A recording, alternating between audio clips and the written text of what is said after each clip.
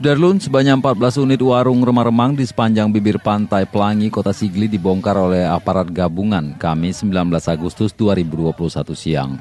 Penertiban warung remang-remang itu dikawal langsung oleh Kapolres PD AKBP Fadli dengan melibatkan 80 personil gabungan dari institusi TNI Polri serta Satuan Polisi Pamong Praja dan Wilayatul Hizbah.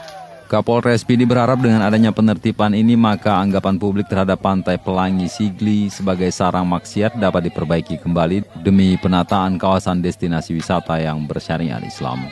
Sebelumnya tim Forkopimda PD juga telah melakukan tindakan preventif bagi setiap pengelola warung remang-remang lewat sosialisasi bersama tokoh masyarakat di kawasan itu. Maka dengan penataan kembali ruang akses publik ini nantinya akan meningkatkan perekonomian masyarakat lewat kunjungan wisatawan lokal dan luar PD.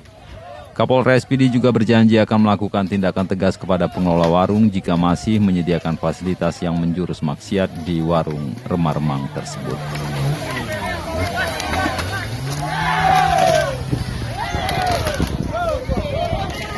Dari Sigli, Ismail Idris, Serambion TV.